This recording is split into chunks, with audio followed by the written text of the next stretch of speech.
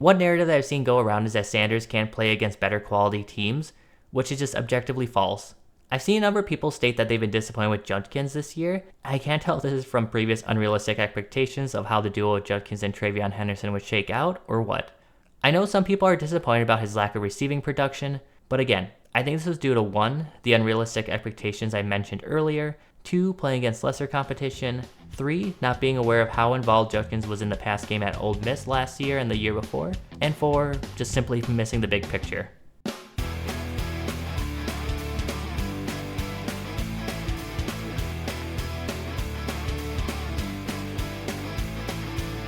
Hey y'all, and welcome back.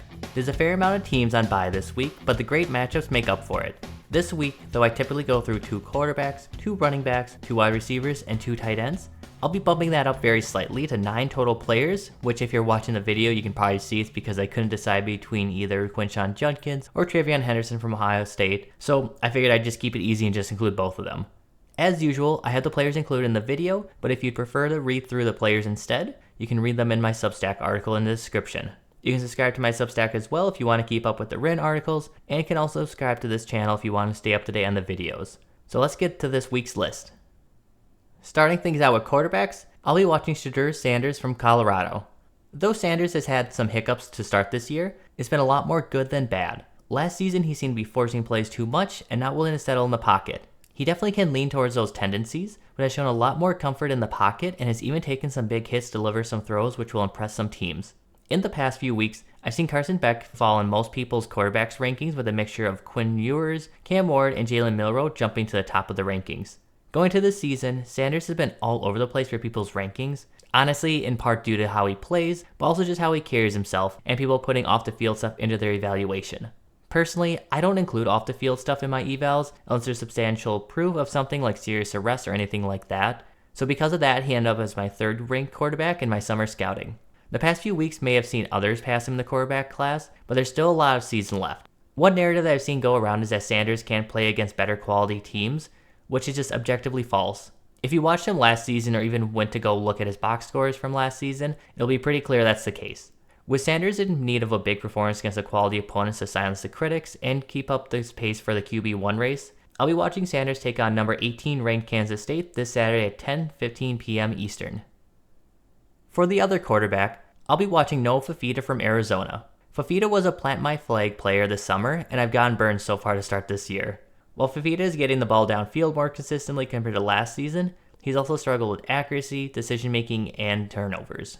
I said it before that I think Arizona's play calling has been a big part of this in the sense that it's been way too predictable and slow developing to allow defenses to beat them too easily. But when you're throwing to Tetairoa McMillan, potentially the top receiver in the upcoming draft class, I expect better results. One of the most disappointing things with Fifita has been with his struggles against quality opponents this year.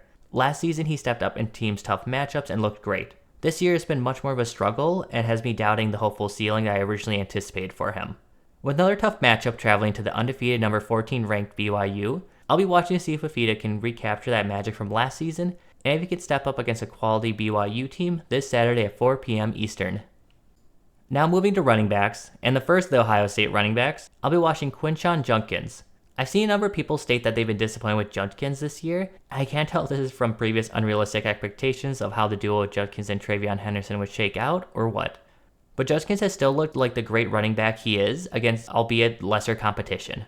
I know some people are disappointed about his lack of receiving production, but again, I think this was due to 1, the unrealistic expectations I mentioned earlier, 2, playing against lesser competition, 3, not being aware of how involved Judkins was in the pass game at Ole Miss last year and the year before, and 4, just simply missing the big picture. While TreVeyon Henderson is eating into Judkins' carries and getting a lot of the passing down work, Judkins' receiving production is actually pretty consistent from previous seasons, and he's actually been going out on more routes this year than his time at Ole Miss. So while he's not putting up gaudy numbers as a receiver, he was never going to, and him at least not having a regression and still being involved, even with Henderson being the incumbent for the team and a great passing down back, says a lot about the progress Judkins has made. The team is starting to get some difficult matchups and will have their toughest game of the season so far when they have to take on number 3 ranked Oregon this weekend. So I'll be watching to see if Judkins is used more in the passing game and how he delivers in the air and on the ground in a tough matchup this Saturday at 7:30 p.m. Eastern. Going to the other Ohio State running back, I'll be watching TreVeyon Henderson. Henderson is the back I've been a fan of for some time, who has had some unlucky injury history. He thankfully hasn't had major injuries, but he has racked up some nagging injuries that have caused him to miss some time and not live up to his potential the past few seasons. Now that he's sharing a backfield with Judkins, Henderson has gotten a smaller workload that has allowed him to be a lot more efficient and stay healthy. This has allowed Henderson to remind everyone how talented he is. In the summer leading up to the 2023 season, he was my top-ranked running back for what looked to be the eventual 2024 running back class, and was my 4th-ranked running back going into this season despite being a deep running back class. So far, I'd say he's living up to those high expectations with room to continue to build his resume and prove that he's this do-it-all back that can help any NFL team as Ohio State's schedule picks up. Speaking of that schedule, I'll also be looking to see how he can help the team against number 3 ranked Oregon. If nothing else, I'll just think it'll be interesting to see how Ohio State handles both Judkins and Henderson in a game that they'll likely be competitive in. So be sure to check out the Oregon and Ohio State game and keep an eye on the backfield for Ohio State. And honestly, you can even keep an eye on the backfield for Oregon since Jordan James could have gotten a spotlight this week as well. That being said, the other running back that I'll be watching is Raheim Rocket Sanders from South Carolina. Similar to Henderson, Sanders had his hype derailed due to injuries last season, but has recaptured that excitement with his great athleticism, strength, and do-it-all ability, which is rare for a back his size. I was very high on Sanders going to the 2023 season, and was cautiously optimistic he could return to form in 2024, but definitely was sweating in the beginning when he was struggling in the first few weeks behind South Carolina's poor offensive line. Thankfully, Sanders proved that he doesn't need a good O-line or even the team's starting quarterback to be a contributor when he ran all over LSU a few weeks ago. Sanders did pick up an ankle injury against Akron and didn't play as much as he normally does against Ole Miss this last weekend, so I am a bit concerned that he does have a bit of a lingering injury right now. Injuries derailed him in the last year, so maybe it's just me overreacting, but it will be something I'll be monitoring. So it'll be interesting to see if he can keep this up this coming weekend, and will likely be the team's toughest matchup of the season, traveling to number 7 ranked Alabama. LSU was a statement game for Sanders, and I'm hoping he can find a way for his game against Alabama to be another one to help rebuild his resume. So be sure to watch Sanders this Saturday at 12 p.m. Eastern. Going to receivers, and on the note of the toughest matchups of the season, I'll be watching Elic Ayomanor from Stanford. Ayomanor's gotten the target volume of an elite receiver to start this season. Unfortunately, as you can tell if you're watching the video and see the targets to reception numbers, it's been a struggle for the Stanford quarterbacks to get the ball to Ayomanor, converting just 21 receptions on 41 targets. Now, while I don't want to put all the blame on the Stanford quarterbacks, and it might just be me coping since I'm high on Ayomanor, but I do really think a fair amount of the lack of consistent success is related to Stanford's quarterbacks' inconsistent accuracies. When the quarterbacks do get the ball on Ayomanor's frame, or even on the very edge of it, like in the Syracuse game, Ayomanor usually delivers. Maybe it'll turn into a rout or just a stinker for the Stanford offense, but I'll be very interested to see if Ayomanor can get going against what will likely be the toughest secondary he'll face in Notre Dame. Just as this weekend could be a statement game for Raheim Rocket Sanders, this game could be a statement game for Ayomanor, and could be the film that evaluators go back to look at when he declares for the cycle.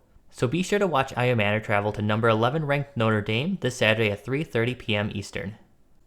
The other receiver who's been a big riser for me personally is Tre Harris from Ole Miss. Going into the season, I was probably Tre Harris' biggest doubter, but he's been making me look really foolish so far to start the year. He's been putting up video game numbers on a weekly basis and looking the part of a top receiver for the team, not just for his team, but potentially for an NFL team. Speaking of his own team, like I mentioned, I was down on Harris, but I've come around on him. But I feel like I keep seeing a number of rankings that keep having him behind his teammate Antwane Wells Jr. I get that Wells had some fans for the past few years, but I think it's pretty clear who the top receiver on the team is. Even just looking at statistics, Harris easily leads the nation in receiving yards with 885 yards and 173 yards more than the second leading receiver in the nation. Meanwhile, Wells Jr. is sitting at just 371 yards. Obviously, it is just one metric, and I'm not going to pretend like receiving yards is everything, but I think it just goes to show how much more of an impact Harris has had compared to Wells Jr. this year. I had Harris lower on my summer rankings due to concerns about whether he can get consistent separation and if he can thrive outside of schemed passes against defenses that allow for easier completions. I still need to do more of a thorough watch of him to get an idea of how frequently he can win against press or when he gets serious attention, but there's a lot that I like so far. So with how often Harris has been winning this season, it feels like it could be a bit of a foregone conclusion that he has taken the next step. With his size and ball skills, it wouldn't be surprised if he ends up going on day 2 and could push for day 1 draft capital if he keeps this up and have a good combine. Ole Miss will hope that he can keep it up this weekend with a tough matchup traveling to number 13 ranked LSU. LSU's defense has had some holes this season, so I'll be excited to see if Harris can keep this up and when he takes them on this Saturday at 7:30 p.m. Eastern. Speaking of LSU, I'll be watching Mason Taylor on the other sidelines. When you watch Taylor, he doesn't jump off the screen with elite athleticism, ball skills, or any flashy plays, but he just gets the job done and looks like an NFL tight end. If you're watching the video, you can see that he has great hands with just 1 drop on 34 targets and has seen a fair amount of volume in his recent games. He likely won't be beating man coverage on a regular basis in the NFL, but we said the same thing about guys like Cole Kmet and Jake Ferguson. Just like those guys, Taylor can be a safe, reliable target who can produce if given the opportunity and can bounce in between inline and in the slot. Just like Kmet and Ferguson, Taylor is also a quality blocker and will likely be highlighted as one of the better blockers in his prospective draft class. With his sure hands, versatility, and blocking ability, he has a lot to offer as someone who will be just 21 years old as a rookie. So while he isn't a focal point for the offense, I'll be interested to see how he can help LSU in their matchup against number 9 ranked Ole Miss this Saturday at 7:30 p.m. Eastern. Speaking of versatility, Terrance Ferguson from Oregon is right there with Taylor in terms of versatility. If you're watching the video, you can see that he's played about half his snaps in the slot, about 40% inline, and about 10% out wide. His contributions have been a bit inconsistent this year, but the team has rarely regretted getting the ball to him. Like Taylor, Ferguson's versatility will be very appealing to teams and bodes well to be a regular contributor for an NFL team. Unless he does go to a team that does want to feature him as a tight end, he likely won't be a huge difference maker, but he'll be a useful starter for a team. With the team's toughest matchup of the season to date, the team will need everything from their entire team and especially Ferguson, who will likely be active in the receiving game in what could be a shootout.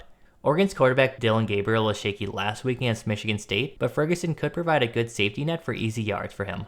So I know I already mentioned this game earlier with Judkins and Henderson, but be sure to check out Terrance Ferguson travel to number 2 ranked Ohio State this Saturday at 7:30 p.m. Eastern. And that does it for the players for Week 7. There are a few names that were hard to keep off this list, so let me know if there are any players you'll be watching this weekend. As I mentioned before, I'm planning to stick to my current upload schedule, but just in case things start to get a bit out of control for me, be sure to subscribe to not miss any of the future week's videos and keep up to date on players that you should be watching.